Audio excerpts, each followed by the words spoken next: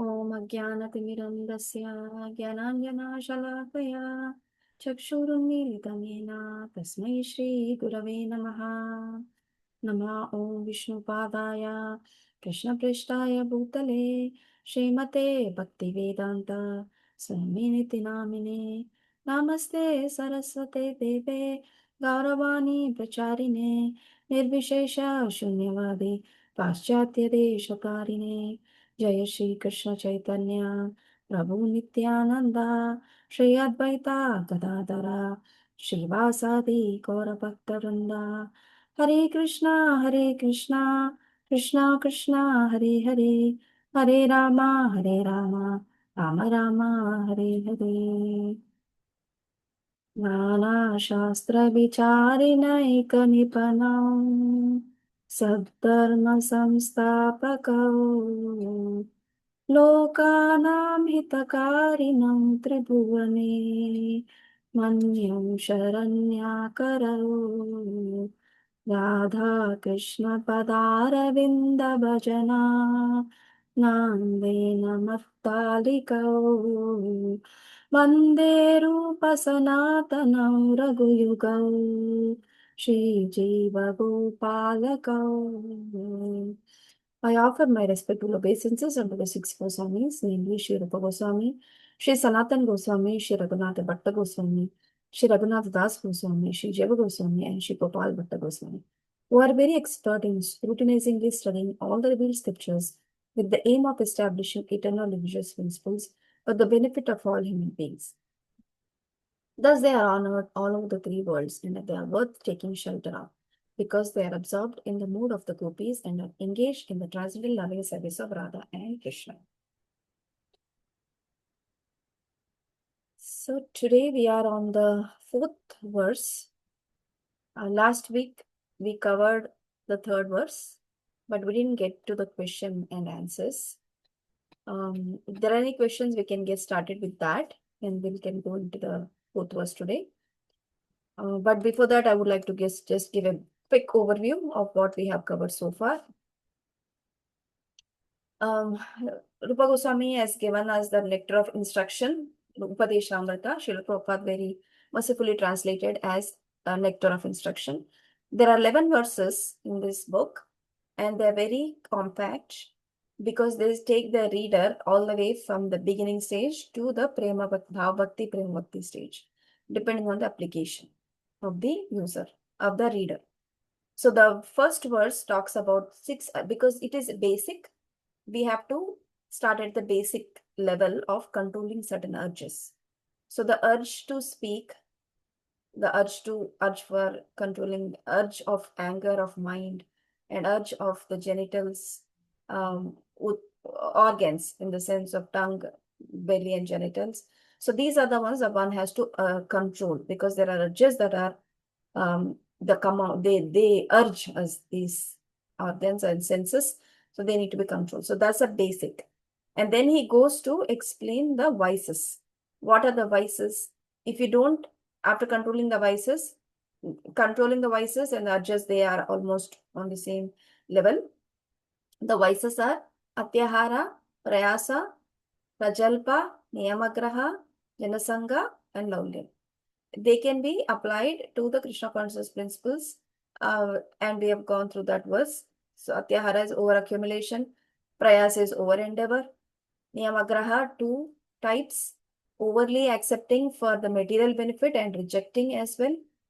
Janasanga is the having association of materialistic minded people, and laulyam, greed for material things, whereas the greed should be applied only for ekam.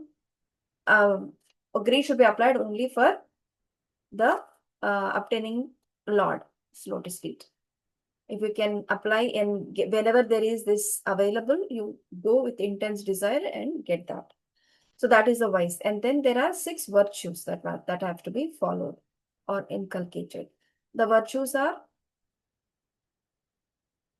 anybody remembers? These four verses are memorization. Anybody memorize these verses yet? Okay. Someone say the third verse that we read last week. Should I try out from memory, Mataji? However, you want to say. Okay, so I'll try the third one from memory.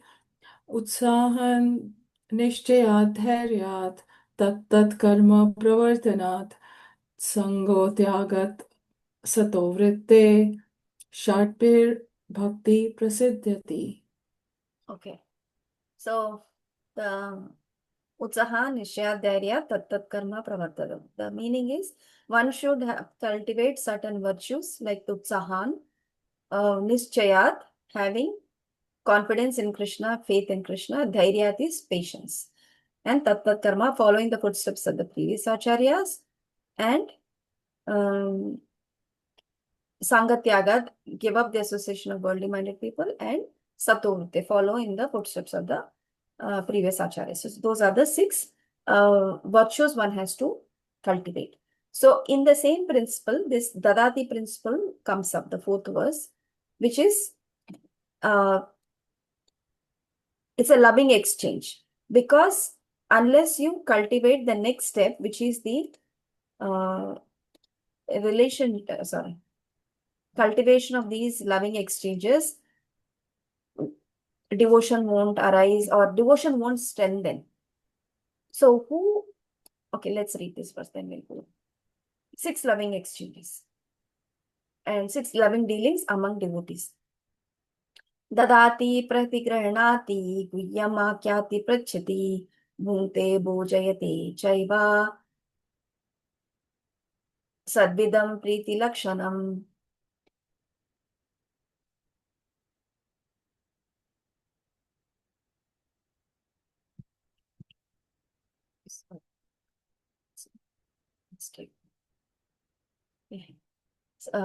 ददाति प्रतिगृह्णाति गुह्यमाख्याति पृच्छति भुङ्क्ते भोजयति चैव सद्विदं प्रीतिलक्षणम्. So what is bhunkte dadati? Let's read the translation directly from the purport from the book. Offering gifts in charity, accepting charitable gifts, revealing one's mind in confidence, inquiring confidentially, accepting prasadam, and offering prasadam are the six symptoms of love shared by one devotee and another. So, who are these loving exchanges to be dealt with? And what is that this Dadati principle conveying at a deeper level?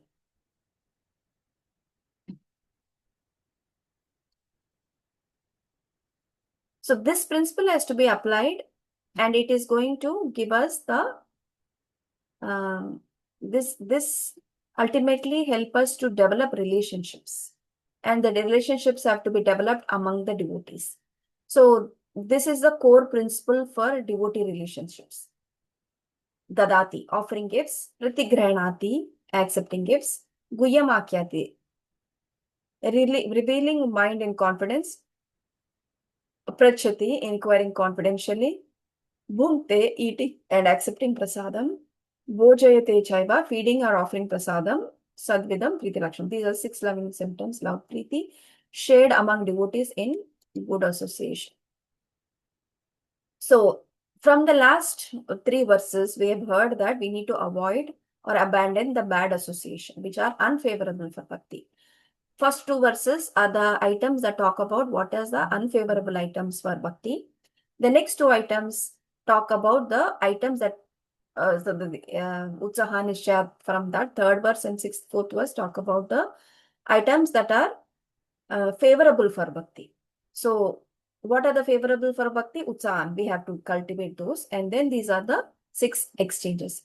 So, abandoning bad association that is unfavorable to bhakti, one should associate with pure devotees who can free from the tendency to fall into bad association. A description of the loving exchanges between devotees that nourish one's bhakti is given in the fourth verse.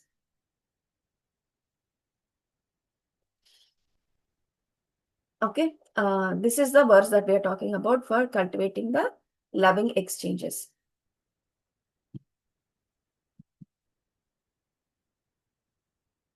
So the three pairs of exchanges, Dadati, Pratigranati. The three principles, looking at the verse itself, there are three principles. One is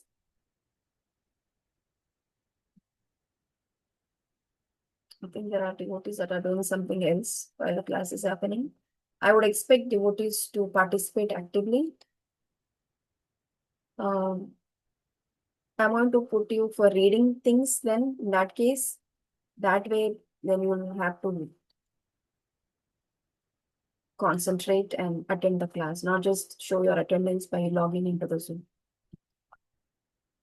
Yes, Kanika, you have a question? No, I was just trying to answer the question you had asked about the three pairs of exchanges. Yeah, say. I think one is like from reading the translation yesterday, I think something to do with like offering prasadam, accepting prasadam, and then charity, and then just calling them to your home and cultivating that relationship. Right. So the three pairs are give and take. First, give and take. The next is um, eat and feed. The third is ask and reveal. Ask and tell, basically. Very simple. Give and take. You're giving dadati, take. Guyamakati, ask and tell, reveal. Bhunte, eat and feed. This is the 6 rubbing exchanges. Very basic ones. But when cultivated in that mood with the devotees, they can actually bhakti pradayate. These are the ones that can enhance the bhakti. So the lovingly giving what other devotees require and lovingly accepting those items that they mercifully give. Okay, so that's the Dati, lovingly giving what other devotees require and lovingly accepting those. Distributing Krishna's holy name is a sublime example of, okay, Prabhupada goes much deeper extent of what is this principle of the Dadati.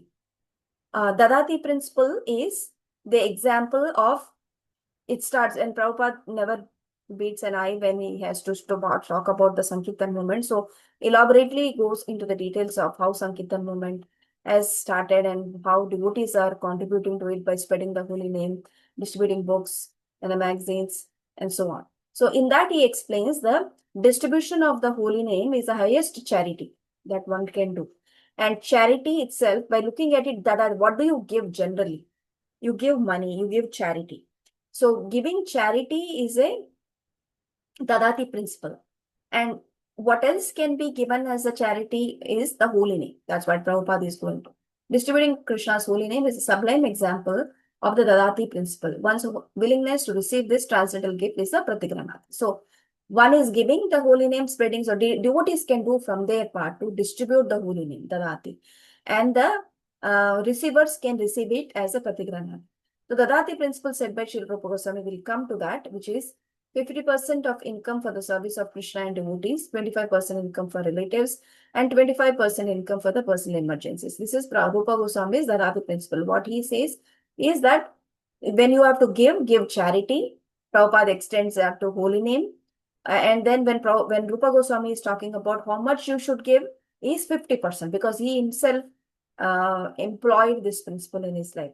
50% of income for the service of Krishna. When he retired from the service of Nawab, 50% he distributed for the Krishna conscious activities, and 25 for the relatives, because relatives are also our responsibility. So we have to take care of them. And 25% one should keep for one's requirements. But this principle, you think in today's day and age is possible to apply?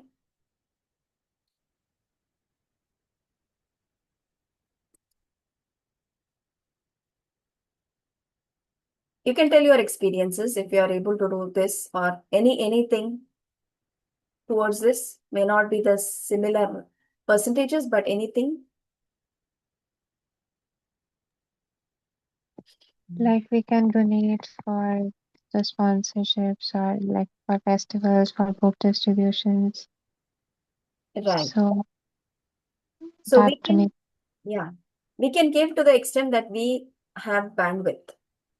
We may not have bandwidth for 50% because half of the 50% goes in the mortgage in this country in this time.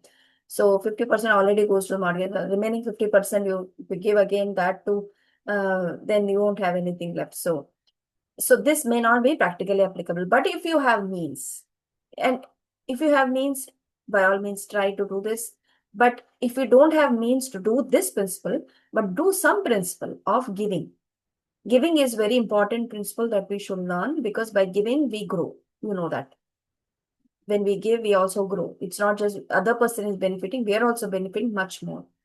Especially when in the devotee circle and devotee for the transcendental activities we give, we grow much more than what we have given. However, can we restrict giving only to these principles? Can there be other ways one can give and receive other things? We spoke about the Adati principle for the charity, income and associated, and the holy name Prabhupada speaks. Just I want to add one more in the Dadati principle. So if we cannot give, we should give something, right? Which is that we all know we should give something. But how much should we give? Is that some bar? Is there some like? Is there any threshold that one should use to give something? When we give, Krishna also looks at how much we are holding back. Right? We can give whatever. I have say $100. I can give one. I have some money, but I'm giving $100. This is what I want to give, and I can give.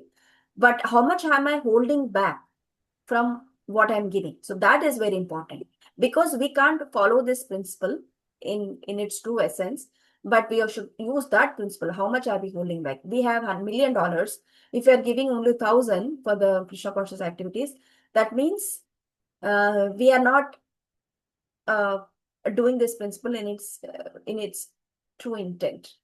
So become liberal in giving. So that's general principle to be followed. Okay. Anybody has any points to add on this? Actually, Yeah. Mataji, sorry, please go ahead, Mataji. No, I mean, I just wanted to say, like, as you were saying, asking what else we can give Yeah. for apart from like charity and Harinam.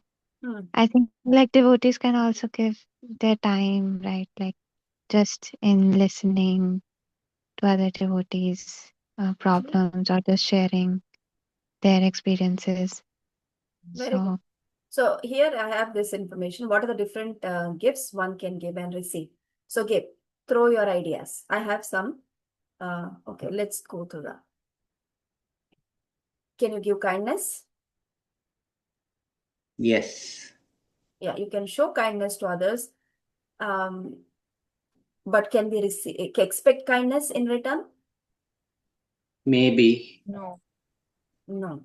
Yes, right answer is because it has to be done in a ahituki mode, without any cause. If you do it expecting I am doing kindness, showing kindness to someone, they expecting they will also be kind to me, then that becomes a materialistic thing, and it is entangling. So you need to do it without any attachment to it, in a detached mode. Show your kindness, and without expecting any result. This is that is the highest principle of human life. What in Bhagavatam 1:2-6 it says, Savai pumsam paro dharmo yato bhaktera adokshaje ahaituki apratihata yayatma suprasidati. So when it is done, the supreme occupation for humanity is to cultivate the devotional service at the lotus feet of the Lord in a Ahituki and apratihata. Ahituki is causeless, apratihata is ceaseless, without any without any impediments, uninterruptions, without any interruptions. So it has to be done in that way without any unmotivation. So kindness has to be given in unmotivated way. Can we give our trust to someone? Yeah, we can give our trust. We can earn someone's trust. That is also we are trusting someone. We can trust them as well as we can earn them. This is a higher principle. It's not like give and take, because it's not like expecting something. Okay, it's earned. Then anybody has any other ideas before I show my ideas?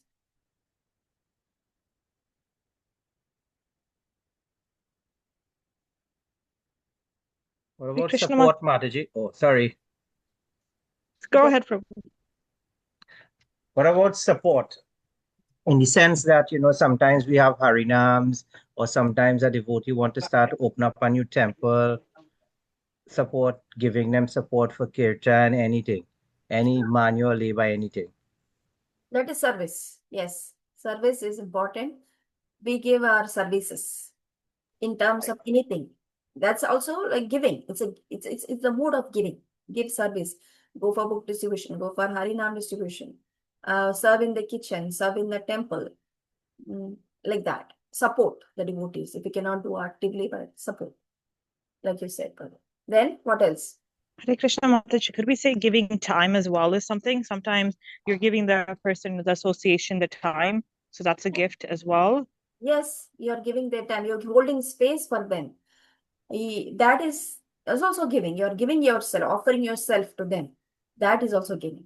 You can also, and from this principle itself, it's giving articles, devotional articles like flowers, incense, books, devotional articles. That also can be given and received. Gratitude, can we show gratitude? Can we offer gratitude to someone? That's also giving.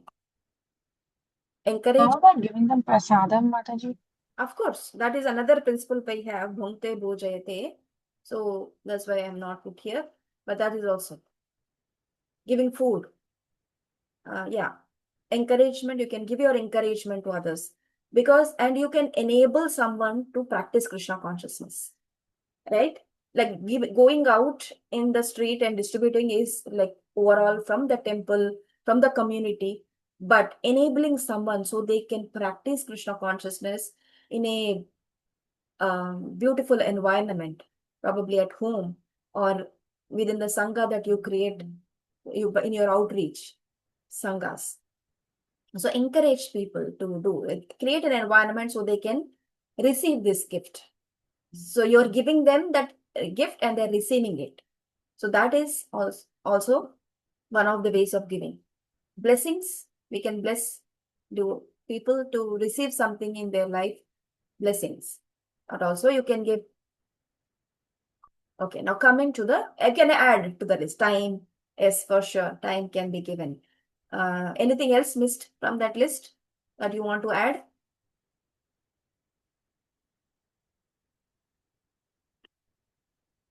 I think sharing like your experience for newer devotees, like just sharing experience.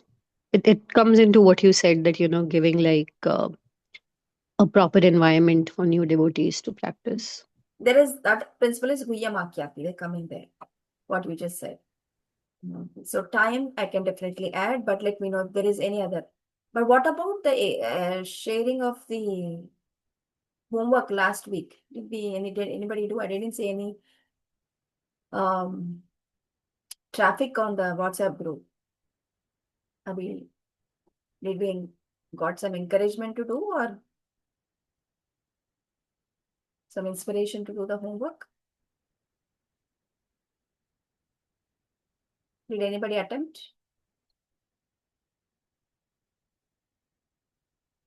Looks like no one attempted that.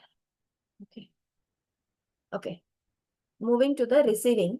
So what is something that we can receive? We can, when you say you want to receive kindness, then that becomes a give and take exchange.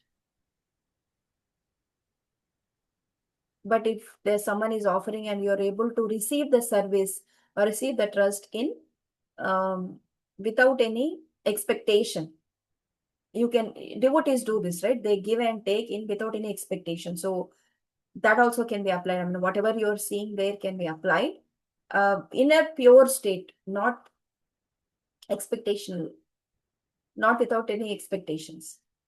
However, there are other things that you can receive too, like advice. Right? Can you receive some advice? Yes. Yes.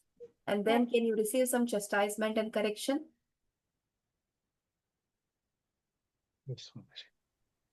For sure, right? You can receive some chastisement and some correction. Can we receive, but then on the receiving also, if some people have the tendency to give only, and they don't want to receive anything because they think it is a materialistic concept. When you say, I want to give because my hand has to be upper than your hand because I am greater than you. That's the mood that is coming there. They want to always give and not take risk, not receive. But we should know what is the principle of giving and receiving. Once you can give, you should be also able to receive it. But when you receive it, some people have tendency only to receive it. What goes both ways. Some people only want to receive so that because they feel entitled. They think that everyone has to give because they are someone who are entitled to receive. But then when they're receiving, okay, if that is the mood they're having, the other principle that we should inculcate is that we cannot accept more than necessary. Because something has been given for that purpose, it has to be used for that purpose. Classic example, we encounter this in book distribution. We go on book distribution, devotees offer books and receive some donation in the form of Lakshmi or any articles like prasad, kind of boga also they'll receive. But then sometimes they say, you don't want to take a book, just give us some donation. We'll distribute this money, we'll distribute books on your name. So that is what you're taking that money for. It has to be used for that purpose. That can go only for Shastradam, not for counting that this is a book that I have given. Right? It doesn't go for any other purpose.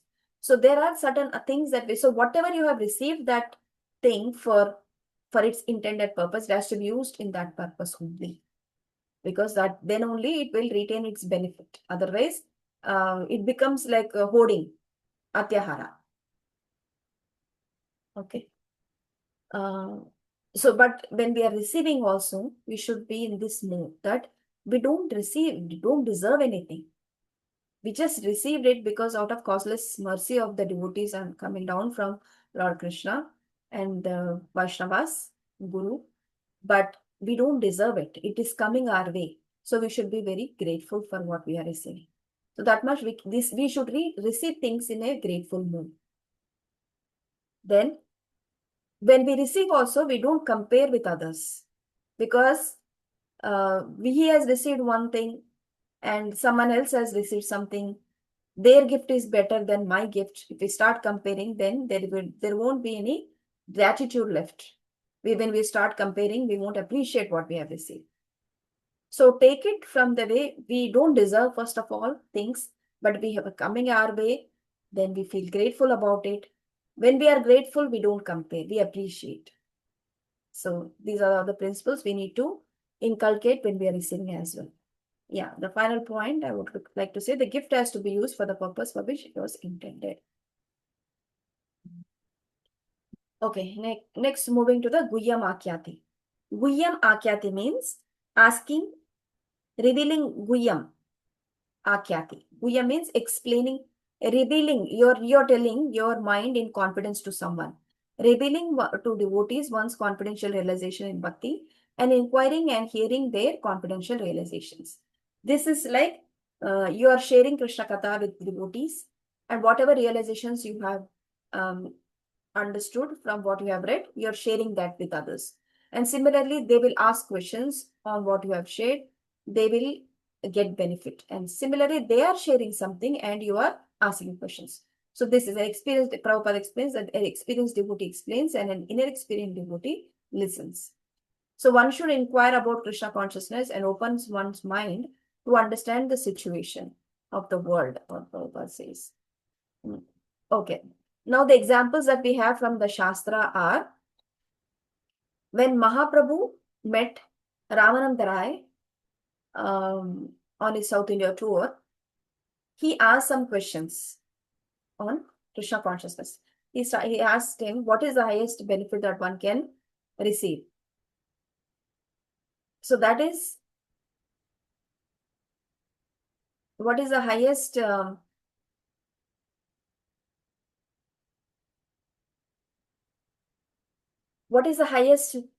thing that in Krishna consciousness? Then Mahaprabhu goes on asking the questions and Ramananda Raya starts saying. So it's a very, very confidential subject matter in the Chaitanya Charitamrita Madhya Leela. You can read Mahaprabhu Ramananda Raya's Sambad. So that is the example.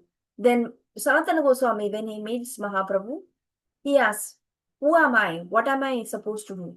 What is my position? What am I supposed to do? So those are the questions that he asked Sanatan Goswami to Sri Chaitanya Mahaprabhu. Then Mother Devahuti to her son Kapila in the third canto, Srimad Bhagavatam. Even though she is a mother, she didn't have that qualms that I am mother, I am superior, because Kapil Dev is the incarnation of the Lord. So he has taken birth from her womb because she is a very qualified. They're very qualified parents, Devoti and Kardamuni. So she asks to Kapil Dev, I'm confused, like I get attached. I'm like a ordinary conditioned woman, lower intelligence. She says she's not, but she says very humbly that I'm very confused. I'm very attached to the things that I am attached to, the material things like family and such. How can I cut this attachment? So those are the questions. So these are the topics one should converse in this principle. Just asking, what did you cook for the day? How much money are you getting per month?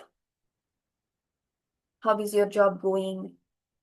These are not those topics that cover under the Guhyamakya. Guhyamakyati Pritachati. So for us to make real transcendental progress in the transcendence or progress in the spiritual realizations, the topics regarding the Guhyamakyati have to be connected to Krishna and Krishna Katha. It cannot be any ordinary talk. When it becomes very entangling.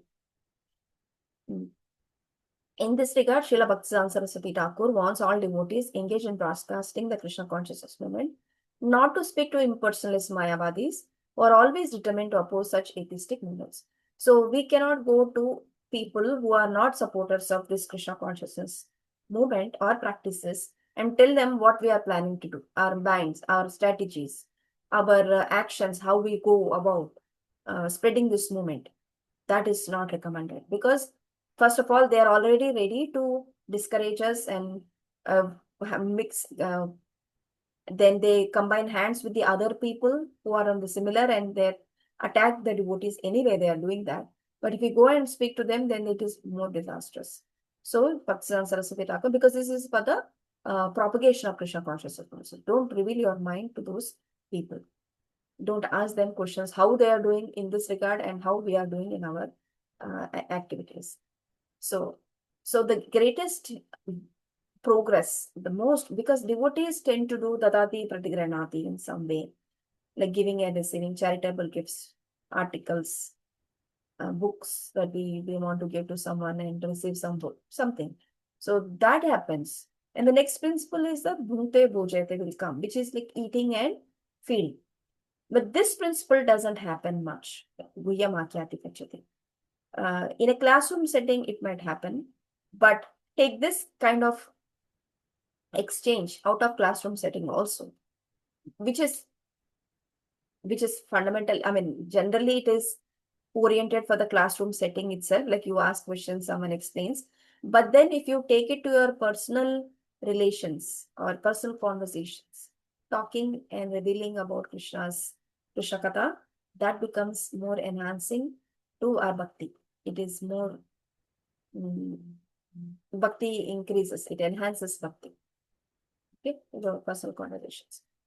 So next one, so we are very good at the first and the third, but talking about this principle has to be cultivated exclusively. Then bhungte bhojayate chaiva. Bhungte means to eat, lovingly serving devotees prasadam and accepting prasadam from them.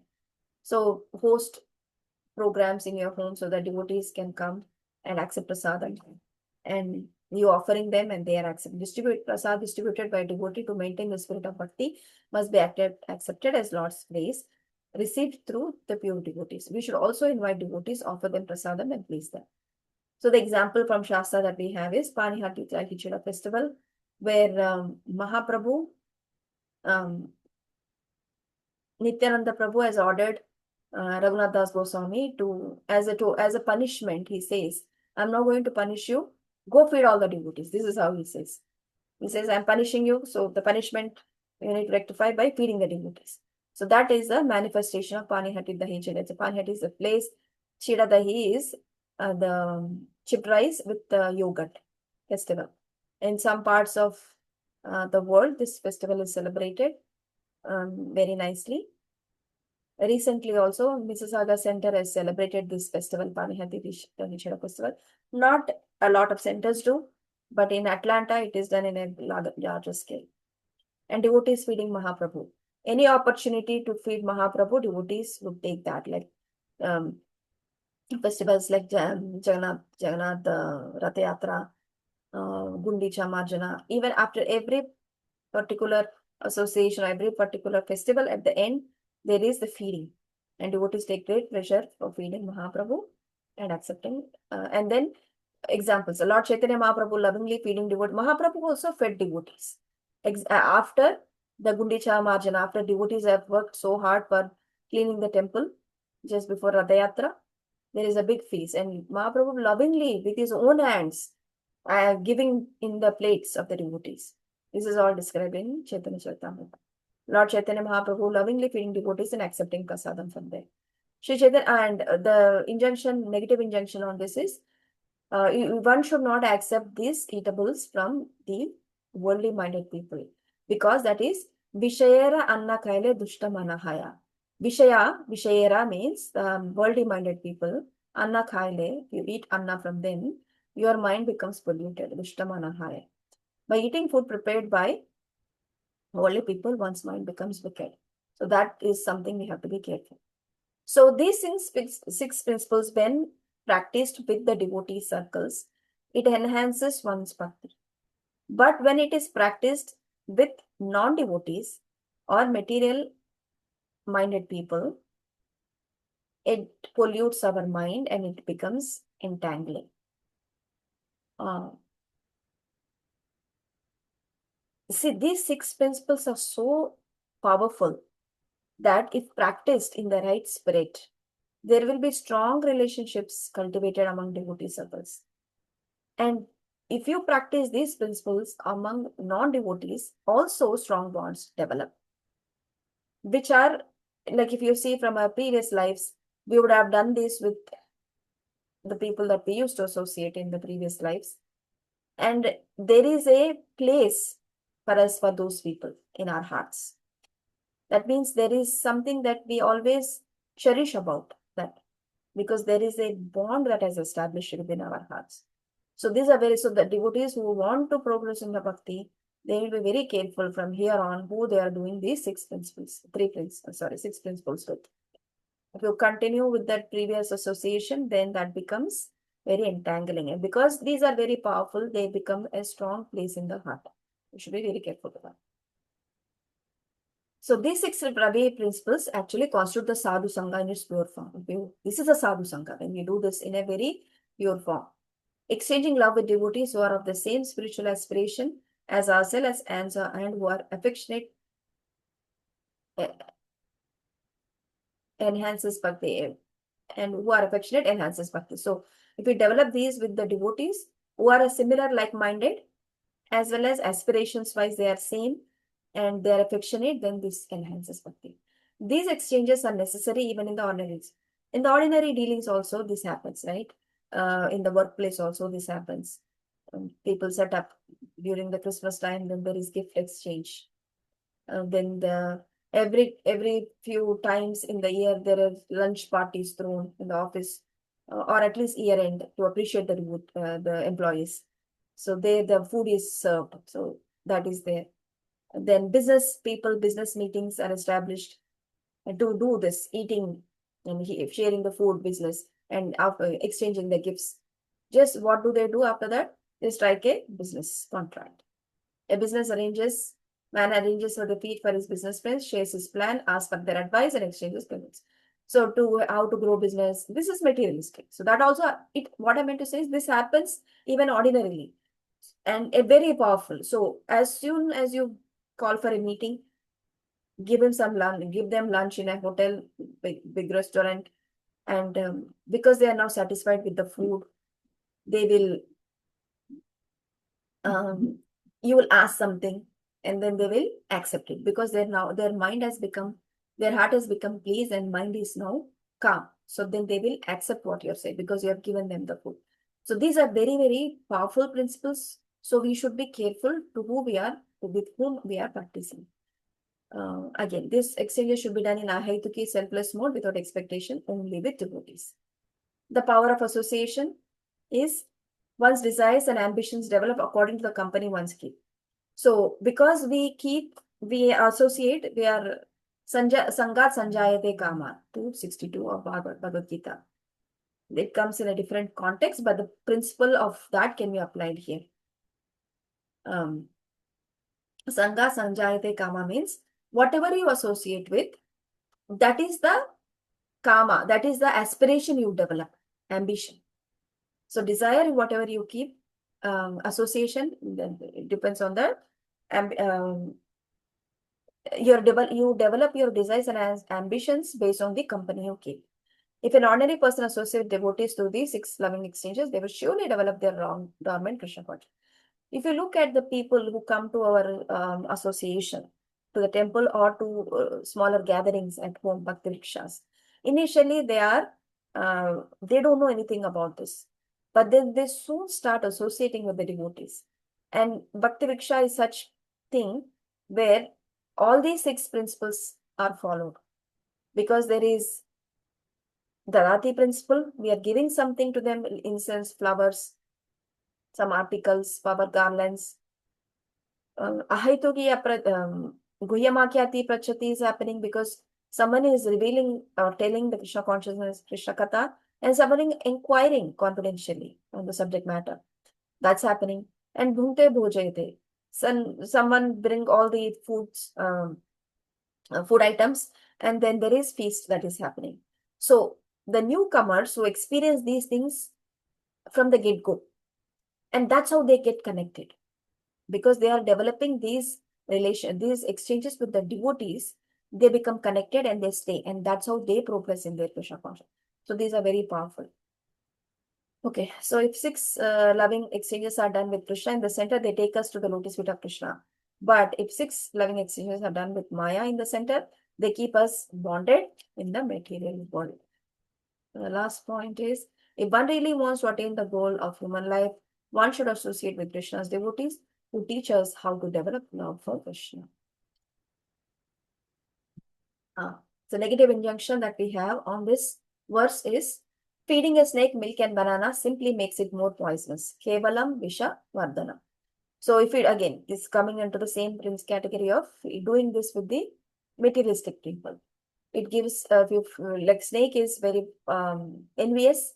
If you feed milk and bananas, its envy, poison only enhances.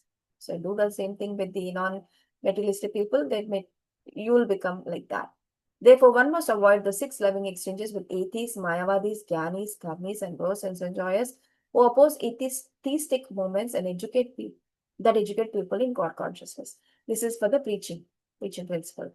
Then Bhaktisiddhanta Saraswati Thakur again says, I have added that, warns all devotees again engaged in broadcasting the Krishna consciousness movement not to speak to the impersonalists, Mayavadis, who are engaged, always determined to oppose the such theistic movements. Intermingling with them by sharing gifts, revealing the mind, taking advice, invitations, dining, and so on, because one to become affectionately attached to and be influenced by their theistic mentality, especially if one is not very attached to bhakti. Vishayara annakhale vishtamanahaya. Okay, so that's what happens. So that is what I had to say today. If you have any questions, we can go.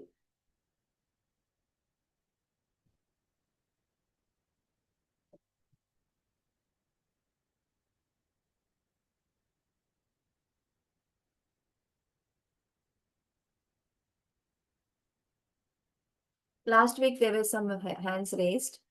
Do you want to ask those questions now on that topic? I can ask Mataji.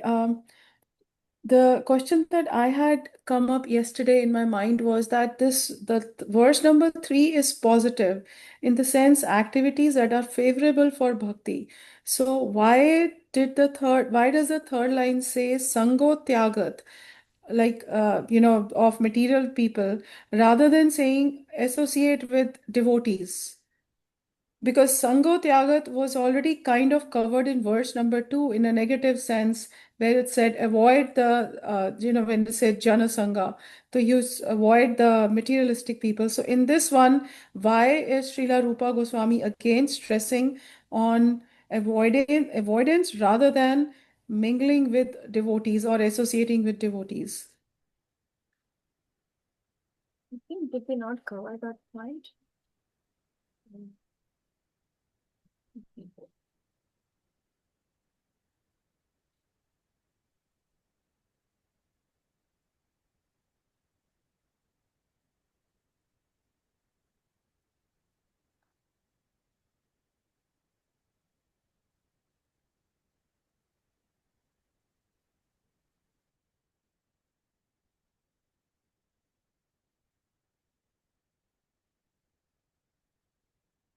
One thing I can think of why it has been added is the importance that it has.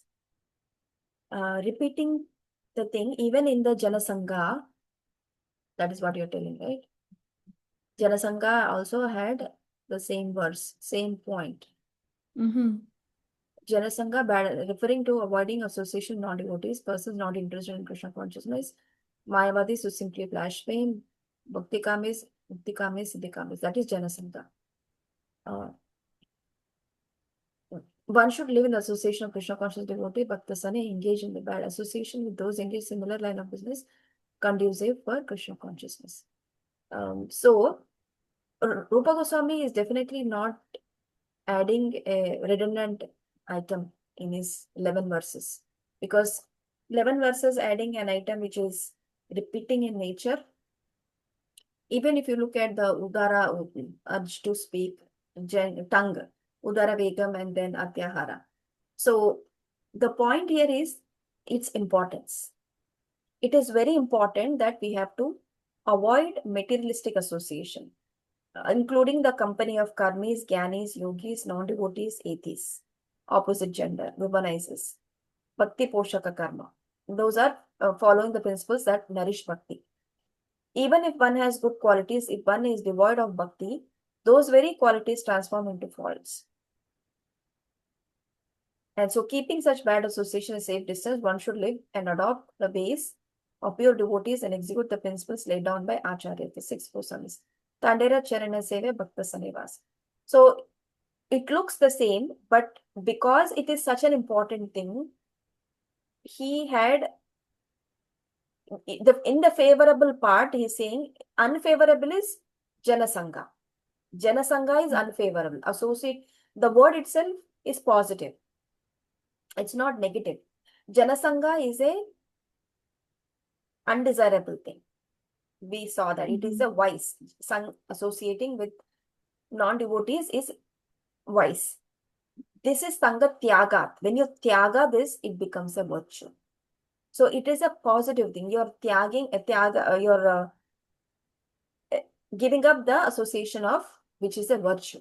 So it comes here. So he wanted to reinstate that in the similar way as always remember Krishna and never forget Krishna. Right? Always remember Krishna is one way of saying. The other way of saying is never forget Krishna. So in the positive, in the negative, he said Janasangha. That is negative. In the positive, he is saying Sangatyara. Okay, got it. Thank you. That was from last. Yes. So, Mataji, my question is around the line where we read, when one eats food prepared by worldly people, one's mind becomes wicked, right? Can you explain this one a little bit? What's the correlation? So the grains we eat, they have highest potency of absorption. The grain also take a lot of water in its cultivation. And it absorbs a lot from the earth. So it has that absorbing tendency, potency, not tendency. So the grains have that. So then the grains are cooked by the people with that mentality. Their consciousness gets transferred. because the grain has that potency to absorb the consciousness with which they are cooking. They are cooking it for their enjoyment. I want to get some benefit of either taste or the revenue that I get out of this. That's the materialistic mentality. That gets transferred into the grain while cooking. And when you eat that, that consciousness gets transferred into you. That is how it happens. Very interesting, Mataji. So, is this, so I know this is a statement. Is this based on some scripture where we have more details on the food that we eat and which talks about all this? Like I said, I have many, many teachers. I am realizing from many teachers that I have learned from, starting from Srila Prabhupada, my Guru Maharaj. And whatever yataditam yatamati, whatever I have understood and whatever I'm able to capture it, I'm able to reproduce. So it is from that. I know I should back it up with a scriptural injunction, but I don't. But that much I know that the grains have the potency to absorb, and it has highest consciousness. That's why when we say, someone, I want to bring something to the temple. Okay, bring. What can you bring? You can bring fruits. You can bring flowers. They don't have that much. So they don't absorb that much. And these are naturally produced. So then there is nothing much of transference from one consciousness to the other. Like that. Thank you, Mataji. Well, cooking also they take lot, right? Time and ingredients. So that's why it has lot of absorption. Any other? We have time today.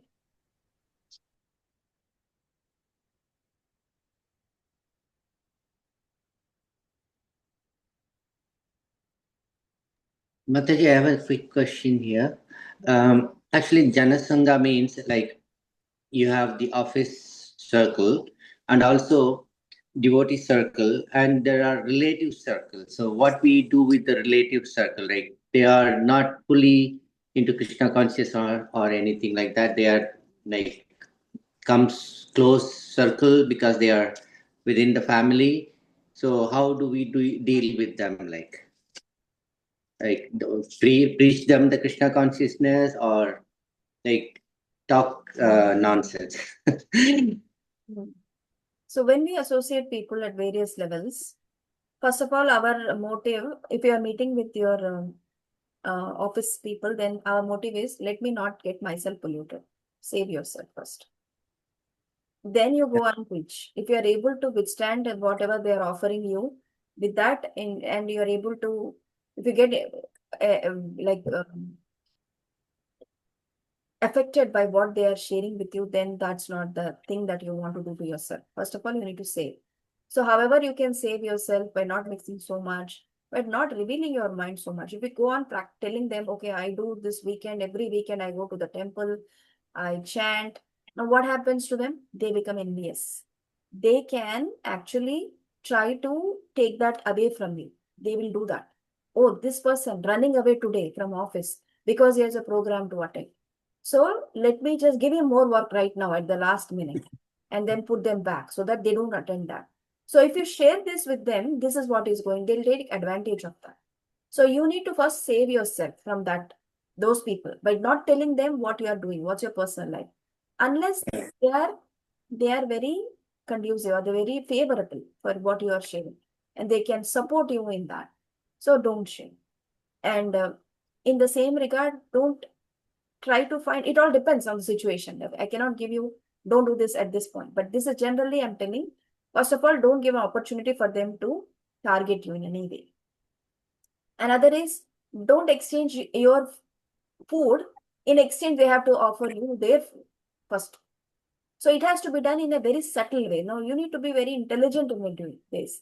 So if you go take I cook this for you today, eat it. Then they'll say, I'll cook something for you tomorrow, I'll get it, you have to eat. So that's not good. Then there you're not able to save yourself.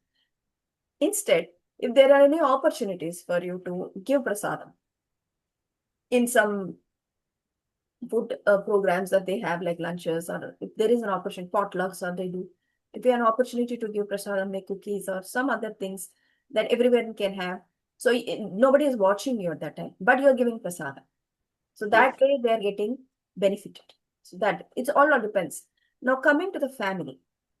Family is something that we have been assigned with based on our desires and actions that we have done up until this point. Since this karma, prarabdha karma has started, we are here. Now you need to make use of the best use of the bad bargain that we have got. I'm not saying this is the case for everyone. Some may have the best bargain that they have got in this life, but some may not. So they are going through some things because of their unfavorable situation. So what can we do? We can just continue with what we are doing and praying internally so that they'll also become conducive for you to follow, for them, but so that we all follow it together. So prayerful mood has to be cultivated, yet without any no resentment towards them, because again, this has been given to us by Krishna, not a blade of grass moves without the sanction of Krishna. We know that intention. Can keep applying that every situation you come across. But then you need to respond, not give a reply to things. You need to be the devotee is very thoughtful for that purpose. Devotees are not getting back at things, like very responsible, very bigger responsibility they carry compared to the other people. Other people may be just doing out of whims, out of their conditioned nature, but devotees have a better, higher responsibility. So very thoughtfully we have to do, thinking all these things in our mind and conducting. So things they can also become devotees and everything will be good for practicing. Any other? Thank you, Mataji. Correct. Okay, so then we will stop here for the day. Next week onwards. So these are the main topics, and then it goes a little more deeper into that. As we go, these are the main things that Rupa Goswami wanted to share, and we had elaborate conversations on this. Next few topics are also like that. Followed by that, it will be very quick. I think the last 3 verses are done in one class, one session. Thank you very much. Wonderful Krishna conscious day. Hare Krishna, Mataji.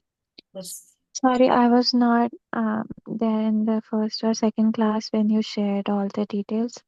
But for OBA, you will give us the questions first, or do we have to choose any on our own? Like, how will that work?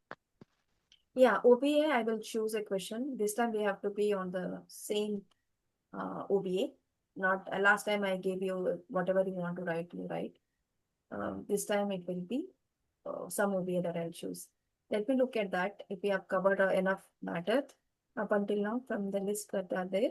If not, then I'll ask you to wait for some more. And also OBA is towards the end, right? Like not now. If you want to, I will look into that for this section soon. Then you can start thinking on that. Okay. Yeah. Thank you, Mataji. Krishna, we will tomorrow.